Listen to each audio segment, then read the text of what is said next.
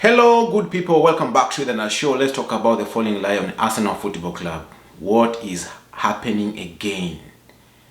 At the time you are thinking that now Arsenal is back, seated pretty on top four, yearning to go back to Champions League football, and then the club starts to capitulate again. 10 games to the end of the season. High hopes within Arsenal fans, and you can't help but wonder, are we in any sort of curse, or why is this happening all the time? 20 years, as long as I can remember, Arsenal have been falling and falling and falling. For the very first time this season, we were not in Europe, right? Something when the new owner came, said we want to build a new stadium so that we can compete with the likes of Bayern, Real Madrid, Barcelona, because we were that huge. But now we've been reduced to a club so thin that even if we lose just two players, first team players, we cannot win matches of football. That is how appalling the situation is with Arsenal Football Club. Lost 4 games consecutively against Liverpool, which was understandable, should not be understandable, because we should be winning against Liverpool, but we understand the position we are. Liverpool is a more superior team at the moment, playing well. They have world-class players playing for the team.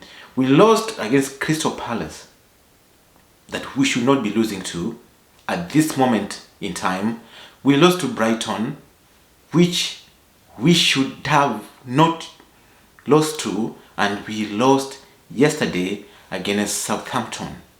Then what can you say? These are the games you were looking at, especially the last 3 games: Crystal Palace, Brighton, Southampton. These are the games you could look at and say these are clean 9 points.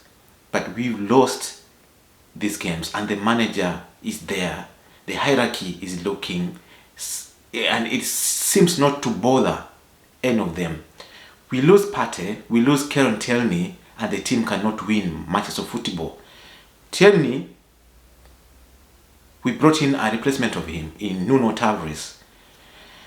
Partey, we brought in Sambi Lokonga, but you could tell that Sambi Lokonga is not in the same quality length with Partey, and so the manager had a whole transfer, January window to address these issues. We were linked with a lot of players. We ended up not signing anybody. We let some of the able squad players to leave the club.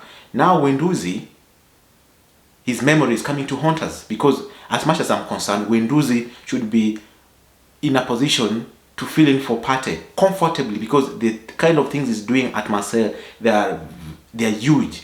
And now when you're looking at selling Aubameyang during the transfer window and being left with Nketiah and Lacazette, who hasn't scored for the last 1,000 and plus minutes of football, tells the story.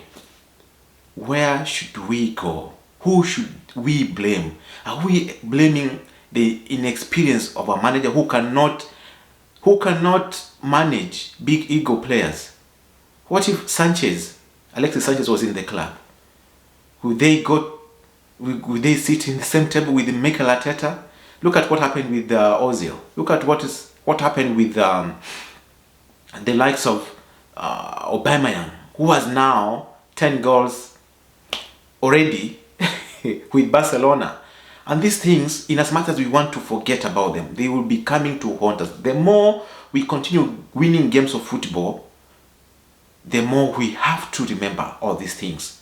Inexperienced young team: Saka, Odegaard, Smith Rowe, and Martinelli are all young. We need experience. We have sold all our experience. We are left with the kids who at the time when it counts, cannot win us games of football. No matter how much they try, they are just not ready for this. So the manager knew we need experienced players. We were linked with Kulusevski, who went to Tottenham, hitting the ground running, a lot of assists, a lot of goals. What did we do? Right? We let her. I was looking at our bench, and you could just look at things and say, this is how thin we are. Mismanagement of players like Pepe. Why is he not playing? Pepe is an experienced player. Pepe could not go 3 games in a row without a goal. Let's bet on that. Pepe could not go 3 games in a row without a goal. But Lacazette has gone 17 games in a row without scoring. Without scoring.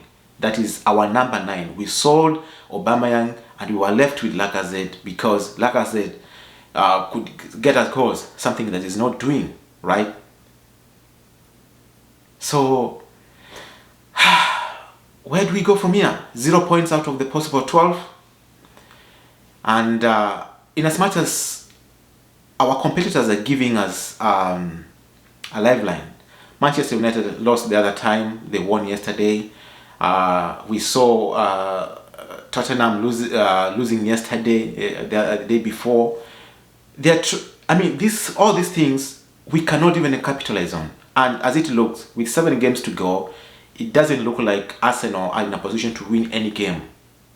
And unless things change, Arteta is out of breath. He doesn't know what he should do. He has made a lot of mistakes for this club, and these mistakes, they're coming to haunt him more than they can haunt anybody else. We're just Arsenal fans. We need our club back to the level that it was. That's about my time. Please subscribe if you don't mind, and I'll see you in the next one. Thank you.